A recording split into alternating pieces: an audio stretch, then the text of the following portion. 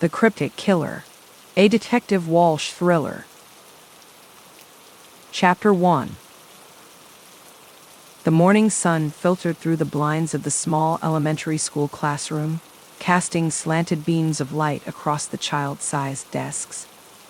Sandy Gallagher sat at her own desk up front, sipping coffee and looking over her lesson plan for the day.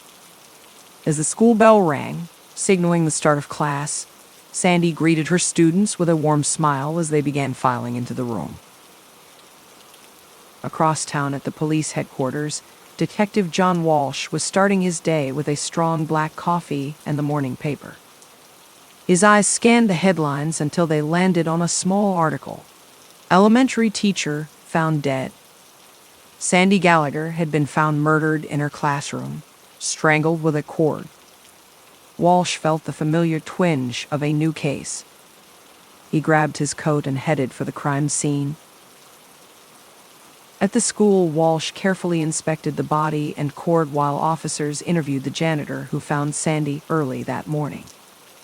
Processing the scene, Walsh spotted a small triangle symbol drawn on the chalkboard, giving him an odd feeling it was left by the killer. After gathering the initial evidence, Walsh stopped by Sandy's home to speak with her husband, David. The man seemed genuinely shocked, with an alibi for the time of death. But Walsh's gut told him something was off. Back at the station, Walsh studied the case files late into the night, determined to find the monster who took an innocent teacher's life. The triangle symbol nagged at him, a mysterious clue to crack this case wide open. Chapter 2. Bright sun streamed through the stained glass windows of the Lutheran church, illuminating the ornate religious symbols adorning the walls. Frank Boyle hummed cheerfully as he prepared the choir room for morning practice, oblivious to the dark figure lurking in the shadows. The stranger crept up silently behind Frank, then leapt forward and looped a garrote around the choir director's neck. Frank struggled violently, knocking over chairs and music stands, but it was no use. Detective Walsh was called to the scene by officers who had responded to reports of a disturbance at the church. He inspected the choir director's body grimly, noting the deep ligature marks around his neck. The scene echoed the murder of Sandy Gallagher 2 weeks prior. But this time, scrawled on the church piano was an odd series of symbols. Walsh copied them down carefully to analyze back at the station. Hours later, surrounded by case files and empty coffee cups, Walsh felt no closer to deciphering the coded message. He paid a visit to Frank's wife Becky, hoping for a lead. She was overcome with grief, recalling how her gentle husband stayed late to rehearse the choir for an upcoming performance. Walsh left with more questions than answers. As Walsh retreated to his office to pore over the confusing symbols again, he wondered if he was hunting a serial killer. Could this be the work of the same monster who killed Sandy Gallagher? Were the mysterious codes some kind of twisted calling card? Walsh's gut churned as the killer's sinister pattern began to emerge. Chapter 3. Heather Smith hummed along to the radio as she drove to work at the local bank, completely unaware she was being followed. The nondescript sedan tailed her casually, pulling into the parking lot a minute after Heather arrived. She chatted with a few co-workers while unlocking the front door, then headed to her station to prep for opening. The stalking figure slipped in behind her, moving stealthily between the aisles and cubicles. As Heather switched on her computer, the attack came hard and fast, a cord looping around her throat, her screams silenced in an instant. The killer was in and out unseen, leaving Heather's lifeless body behind the counter. Detective Walsh felt his worst fears confirmed when he arrived to process the crime scene. A third victim claimed in the same savage manner. Heather's colleagues were shaken, reporting they had seen nothing unusual that morning. But scrawled in black marker on the victim's calendar was another set of cryptic symbols. Whatever they meant, one thing was clear: the serial killer had struck again. Walsh studied the codes relentlessly, chugging coffee and fending off concerned calls from his wife, Julia. Late into the night, clarity finally hit. The symbols were a simple substitution cipher, corresponding to letters in the alphabet. Walsh decoded the first chilling message: 3 down, more to go. His blood ran cold. This monster would keep killing unless he was stopped. But how to get ahead of a cunning killer who always seemed one step ahead? Chapter 4. Detective Walsh, thanks for coming. I'm Alan Park. The slender, bookish man greeted Walsh energetically, ushering him inside the cryptography office. I understand you've got a serious coded message you need help with. Walsh nodded grimly. This killer is taunting us. We have to decipher these codes to stop him before he strikes again. He showed Park the substitution cipher from the latest crime scene. Park's eyes lit up. A simple substitution cipher, using symbols instead of letters, easy enough to crack, but let's dig deeper. He began scribbling on a pad, testing different cipher keys. Over the next week, Park dove into the codes obsessively. His office overflowed with books, printouts, and scribbled notes as he tirelessly tested theories and eliminated dead ends. Walsh was impressed with Park's discipline and focus. Finally, Park called Walsh with a breakthrough. It's a book cipher. He explained excitedly how the killer was using a specific book to encode the messages. Now they could decipher the taunts completely. Walsh felt hopeful. Great work, Park. If we can figure out his messages, maybe we can predict his next move. As they delved into the deciphered texts, Park's skills shed light on the twisted killer's mind. Walsh realized he now had the perfect partner to help crack this case. With Park's cryptography expertise, they just might stop this madman after all. Chapter 5. Close the door and take a seat, John. Chief Rowlands gestured to the chair across from his desk. Walsh sat down cautiously.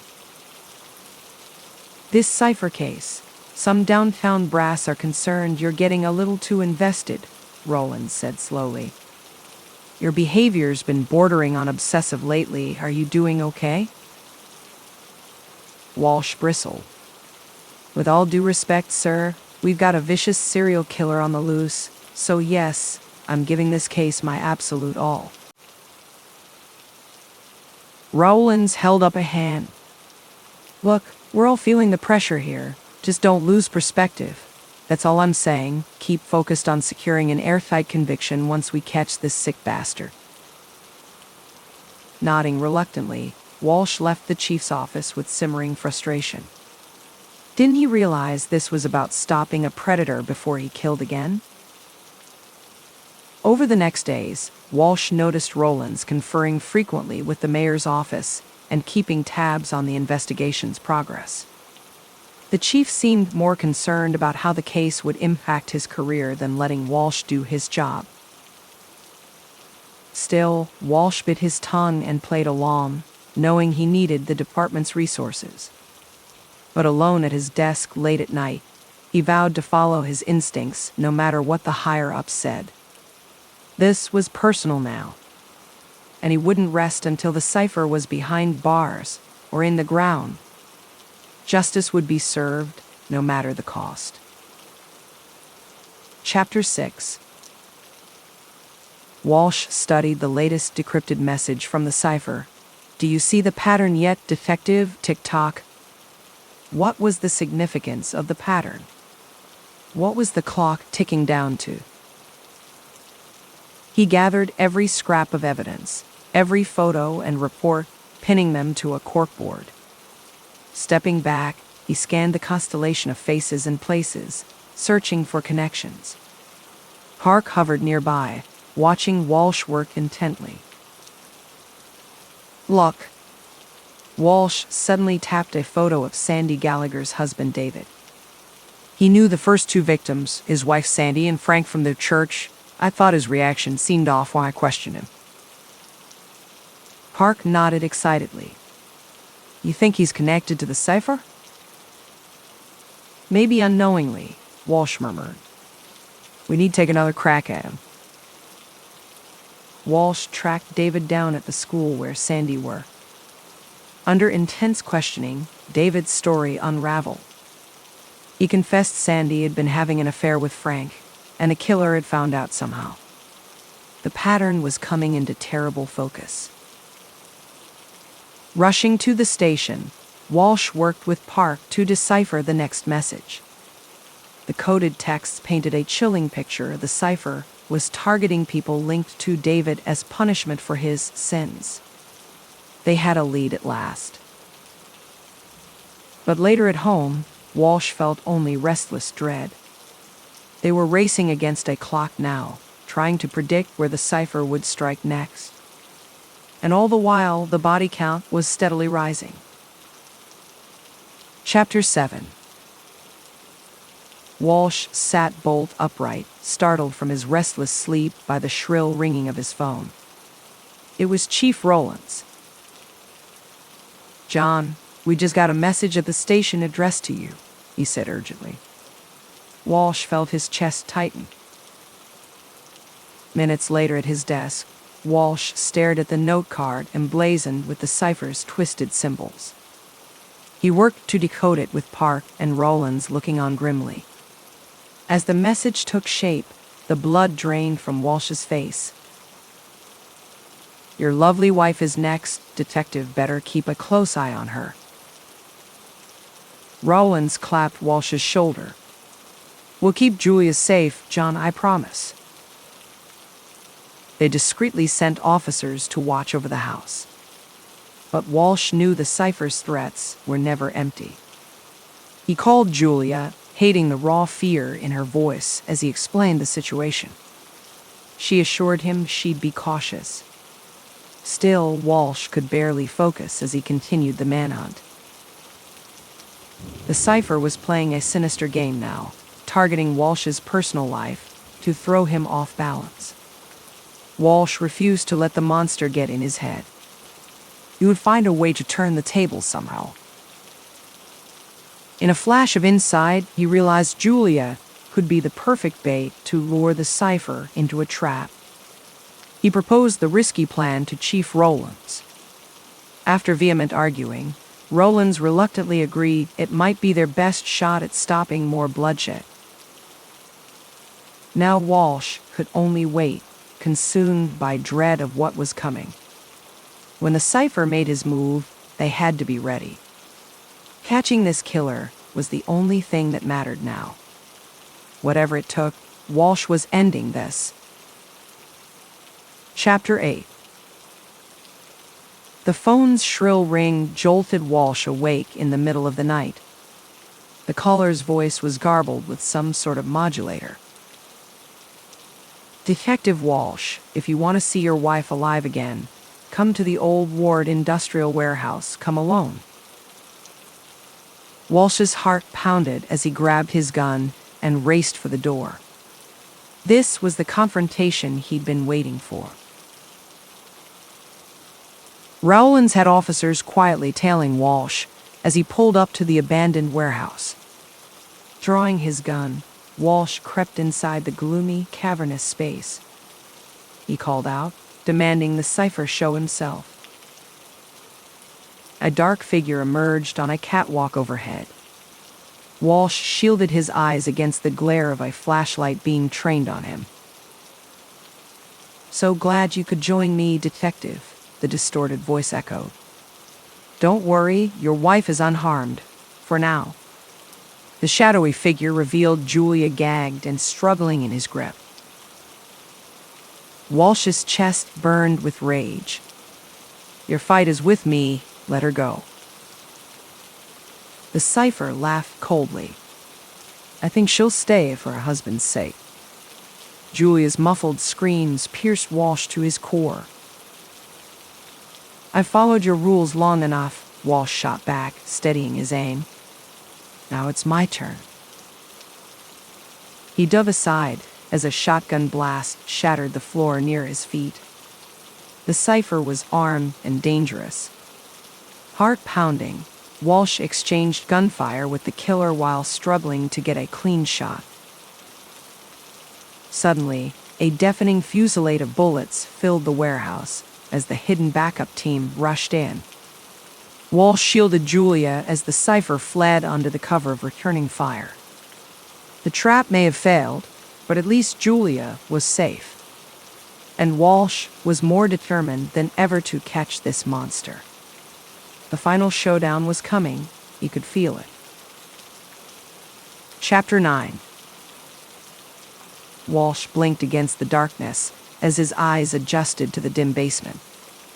Shielding his nose from the overpowering moldy smell, he scanned the shadowy room. This subterranean labyrinth beneath the old factory was the perfect hideout for the Cipher. Following the chase from the warehouse, they had tracked the killer to this location. Walsh descended the creaking stairs alone, gun drawn. He swept his flashlight over the dank walls, landing on an eerie mural of obscure symbols and patterns. This was definitely the lair of their twisted killer.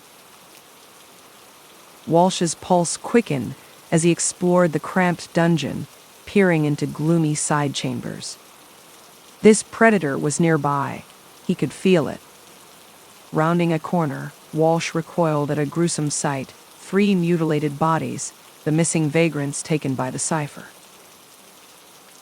Hearing a scuff of movement behind him, Walsh whirled, just as a pipe swung at his skull.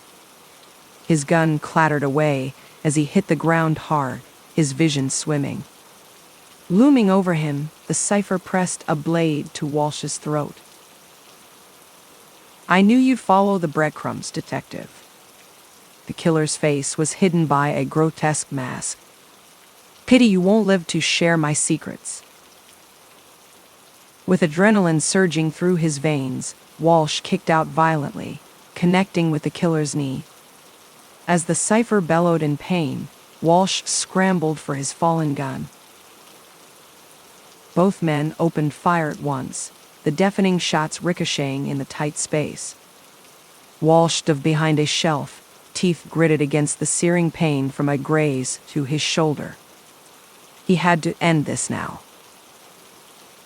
Peering around the edge, Walsh lined up his shot. His single bullet found its mark, and the Cipher collapsed lifeless to the floor. Finally, the maniac's reign of terror was over. Chapter 10. "Do you really think this is a good idea, John?" Julia asked, watching Walsh pack an overnight bag. "I don't love it either, but the chief made a convincing case," he replied. With the Cipher dead, Chief Rowlands wanted to get Walsh out of town for some R&R. But Walsh's gut said this retreat was really meant to keep him off the case. Kissing Julia goodbye, Walsh left the house and got in his car. But instead of heading to the vacation lodge, he drove straight to Alan Park's townhouse. Knocking furtively at the door, he was greeted by Park's surprised face. "John, Chief Rowlands said you'd be away this week." "That was just for show.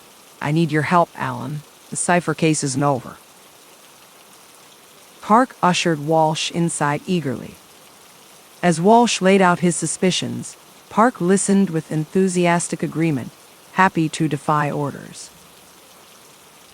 Poring over case files together late into the night, the puzzle pieces began falling into place. The Cipher's kill patterns showed evidence of an accomplice at large. The mastermind was still out there somewhere. In Park, Walsh had found the perfect partner, a brilliant, zealous, and willing to follow hunches and risk careers to get justice done. Walsh realized he didn't have to do this alone. Over greasy Chinese food, the pair enthusiastically planned their next move. With Park's cryptography skills and Walsh's grit, nothing could stop them from finishing this once and for all. As dawn broke, two exhausted but determined men swore to uncover the truth behind the Cipher case, no matter the cost. The real killer was still out there, and the hunt was back on. Chapter 11. What the hell, John? You directly disobeyed my orders. Chief Rowlands was livid, his face reddening. With respect, sir, this case still has loose ends, Walsh replied calmly. We're pursuing a critical lead. Like hell you are, this investigation is over. Rowlands jabbed his finger at Walsh. You want to chase ghosts, do it on your own time, but your badge stays here. Walsh stood stunned as the chief demanded his gun and badge on the spot. As he left the building reeling, he realized the ugly truth. Rowlands was trying to shut him down deliberately. Meeting Park downtown, Walsh confirmed his worst fears. The coded messages proved Rowlands was feeding their investigation details to the Cipher all along. He was a mole, complicit in the murders. Horrified and enraged, the pair debated their next steps. With Walsh suspended and the chief untouchable, they were backed into a corner. In a dingy hotel room now serving as their makeshift HQ, Walsh and Park redoubled their efforts. If the corruption went deeper, they would expose it all. Park worked feverishly to decrypt the stockpile of messages, while Walsh hit the streets chasing leads. Piece by piece, their dangerous web of conspiracy came into focus. Walsh swallowed his anger, knowing justice would soon be served. With Park at his side, he was still a formidable force. And for the victims whose killer walked free, he would stop at nothing to make this right. Chapter 12. Chief Brian Rowlands, you're under arrest for obstruction of justice and conspiracy to commit murder. Walsh felt a swell of satisfaction as he snapped the cuffs on his former boss's wrists. Park and a handful of trusted officers had helped gather the mountain of evidence proving Rowlands' guilt. Now they were bringing down the crooked lawman for good. You'll never make this stick, John, Rowlands spat as he was led to the squad car. I still have powerful friends. Chapter 13. The abandoned bowling alley was now an impenetrable fortress, surrounded by a high chain-link fence and guarded by armed thugs. But Walsh was ready. Dressed in black tactical gear, he crept through the shadows toward his target, the Cipher's true headquarters. Walsh disposal of the guards quietly and efficiently. Years of SWAT training made the warehouse infiltration a smooth operation. Within minutes, he and his hand-picked team had control of the exterior. Now to secure the inside. They breached the building simultaneously from multiple entry points, swiftly neutralizing the Cipher's men. Gunfire and shouts echoed through the cavernous main hall as Walsh's team swept the interior. Creeping down a gloomy hallway toward the back offices, Walsh sensed he was close to his prey. He spotted the intricate coded mural marking the entrance to the Cipher's inner sanctum. Weapon raised, he kicked the door in. Hold it right there. Walsh's voice rang out as he leveled his gun at the killer. The Cipher, unmasked now as Rowlands' stooge Thomas Fowler, froze by his desk of cryptic notes. His hands shook, but hatred smoldered in his eyes. It's over, Fowler, Walsh said. We cracked your codes. We know everything. With Fowler subdued, Walsh scoured the office for evidence. Park would have a field day analyzing the stockpile of encrypted documents. But finally, After many dark nights, Walsh had brought down the Cipher for good. Chapter 14. Detective Walsh, were you surprised to learn Police Chief Rollins was involved in the Cipher murders? Walsh winced as the crowd of reporters shouted overlapping questions at him. The courthouse steps were swarmed by local and national media, covering the bombshell story of corruption and cover-ups in the Cipher case. As the arresting officer, Walsh was trapped in the blinding spotlight. Cameras flashed as he recounted the investigation, emphasizing the critical role of cryptographer Alan Park in uncovering the encrypted evidence against Rollins. Walsh felt drained under the scrutiny, eager to return to quiet anonymity. But the media circus only intensified as Fowler and Rollins' trial date approached. The courthouse became a zoo of competing camera crews seeking the money shot. Walsh had to push through throngs of reporters clamoring for a quote each day. At home, he begged Julia to stop watching the sensationalized news coverage. She shook her head, transfixed by the latest theories and accusations being spun. It seemed the truth was being lost beneath the rampant speculation. In the courtroom itself, Walsh braced for cross-examination. The defense accused him of misconduct and bias, but he held firm to the facts. Rollins and Fowler deserved justice. Still, leaving the stand, Walsh felt a twinge of relief. After this media hurricane finally passed, he could get back to being a cop. The truth had come out, and for now, his part was done. Chapter 15. Order, I demand order in the court. The judge's gavel pounded loudly as the rowdy courtroom audience ignored his calls. Spectators were packed into every seat for the dramatic trial of the decade.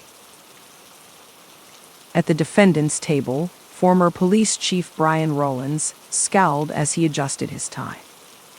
Beside him sat the unmasked Cipher, revealed to be his crony Thomas Fowler. The two corrupted lawmen whispered to their lawyers as reporters in the galley eagerly documented the scene. From the front row, Walsh watched the proceedings intently. He felt strong satisfaction seeing Rollins and Fowler on trial after years of untouchable authority. Now the fearful public servants were reduced to sweating defendants in ill-fitting suits. One by one, Walsh and his fellow officers testified about the conspiracy to thwart the investigation. Meanwhile, Alan Park gave expert testimony on how the encrypted messages revealed the damning truth. As each incriminating detail emerged, the media lights flashed even brighter. In closing statements, the prosecutor issued an impassioned plea for justice. The defense tried in vain to poke holes in the outlandish theory of police corruption. After tense deliberation, the jury returned with guilty verdicts for both defendants. Amid the flurry of camera shutters capturing Rollins and Fowler being cuffed and led away, Walsh finally let out a deep exhale. The good guys had won. With truth prevailing over corruption, there was hope yet for his beloved city. Chapter 16. In recognition of his tireless pursuit of truth and justice against all odds, I hereby promote Detective John Walsh to the rank of captain. The police commissioner's words were met with enthusiastic applause from the packed banquet hall. As he stepped forward to accept his new badge, Walsh felt hundreds of eyes on him. His heart swelled seeing Julia cheer proudly from their table up front. After the ceremony, fellow officers lined up to shake Walsh's hand and offer hearty congratulations. He smiled humbly, even as his sharp mind ticked ahead to the challenges of his new rank. With the department still rebuilding its reputation after the corruption scandal, his work was far from finished. Settling into the captain's office the next week, Walsh pored over internal audit reports and prospective promotions and transfers. He wanted to bring together the right team to steer the department toward a new era of transparency and public trust. Inspector Morris, Walsh's former partner, seemed a promising candidate for deputy captain, and Walsh made sure cryptographer Alan Park joined the department in an official capacity. He would need brilliant, principled minds on his team. As he dug into policies on community engagement, use of force review boards, and officer accountability measures, Walsh allowed a small measure of pride. The stars and scrutiny were uncomfortable at times, but this was his chance to mold the future. And he would do it right. Chapter 17. Rocking gently in the old wooden chair, Walsh smiled down at the sleeping infant nestled in his arms. The baby's name was Daniel, just 6 months old. His mother had been the Cipher's final victim. With the case closed, Walsh couldn't stop dwelling on the ripple effects of violence left behind. Daniel would now grow up an orphan, denied a childhood with loving parents. A familiar anger flickered in Walsh's chest. Kneeling beside her husband, Julia rested a hand on Daniel's downy head. "He's so precious, John. What's going to happen to him?" Walsh hesitated, then met her eyes. "I was thinking we could take him in, make him part of our family." Julia's face lit up. "Really? Do you mean it?" At Walsh's nod, she embraced him carefully to avoid waking the baby. The adoption process was full of home visits, paperwork, and parenting classes. But Walsh weathered it all, driven to provide little Daniel security and love. On the joyous day the caseworker handed Daniel into their permanent care, Walsh finally felt complete. With Julia's nurturing tendencies and Walsh's protective spirit, Daniel thrived with his new parents. Watching him grow gave Walsh hope after being surrounded by so much pain.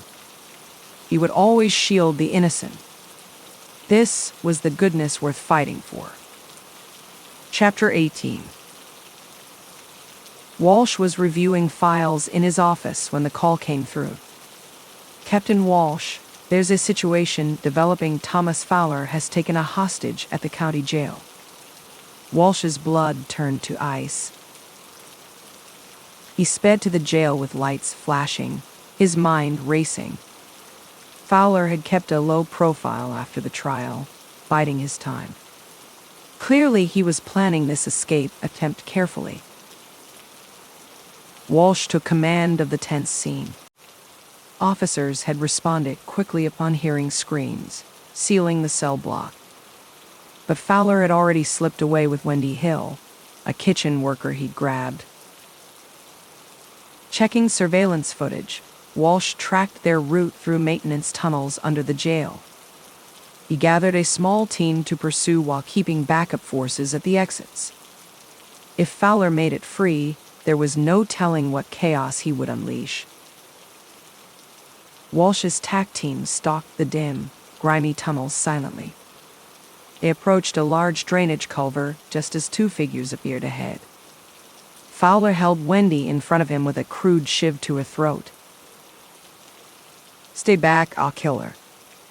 Fowler's voice echoed desperately in the concrete chamber. Heart pounding, Walsh tried to stall for time. When Wendy stomped down hard on Fowler's foot, Walsh seized the distraction. In a flash, his shot rang out, dropping Fowler cleanly. Wendy shook as Walsh cut her free. The nightmare was over again. Chapter 19. Walsh careened around the corner, chasing the sound of shrieking tires, fading into the distance. Fowler had slipped free once more after the drainage tunnel confrontation, and now he was hunting his nemesis. Peeling away in the police cruiser, Walsh radioed for backup, then switched channels. "Alan, are you safe?" Park's panicked voice responded. "Fowler found me. He's got guns, trying to decode his notes but not making sense. A loud crash cut off the transmission. Walsh's chest tightened. Fowler was on the warpath, and Park was directly in his crosshairs. Dialing Park's townhouse repeatedly, he got no response. Fowler already had him. Tires squealing, Walsh arrived at the townhouse to find the front door kicked in. He swept each room swiftly, weapon drawn. Signs of a violent struggle were everywhere, but the house was empty. Back in the cruiser, Walsh became aware of a rhythmic beeping. Checking under the dash, he found a GPS tracker. Heart pounding, he traced the signal to a set of deserted industrial buildings. It was a trap, but Walsh was ending this tonight. Creeping into the silent warehouse, Walsh followed the beeping to a heavy door. Taking a deep breath, he burst through to find Park bound to a chair, Fowler's gun aimed right at his head. "One more step, your friend dies," Fowler called out gleefully. "It's over, Thomas," Walsh shouted back. "Now let him go." His instincts took over as Fowler spun toward him. Walsh's single shot echoed through the warehouse. Park slumped forward, unharmed. Finally, it was truly over. Chapter 20. Gentle rain pattered against the cemetery's canopy tent as rows of uniformed officers stood at attention. Walsh slowly approached the microphone stand at the front, adjusting his dress cap. He looked out at the sea of somber faces gathered to mourn their fallen brother in blue. Inspector Morris had been struck down responding to a robbery call, a senseless casualty of duty. The community was shaken by the loss. Walsh cleared his throat, unfolding his damp notes. "Friends, we gather here today to honor a man who embodied the true spirit of service." He recounted Morris' selfless acts, from comforting a car crash victim in the rain to pulling over to assist a stranded motorist despite being off duty. The man always led with his generous heart. Morris was the kind of cop we all strive to be, a fair, compassionate, and brave, Walsh said, fighting the choke in his throat. He was a partner, a friend, and a light we sorely needed in these difficult times. As Walsh shared fond memories of pulling late nights on cases or grabbing meals between shifts, tears flowed freely among the officers. Morris had touched countless lives. In closing, Walsh raised his head with resolve. "Though we mourn, Morris will remain with us in spirit as we continue the mission.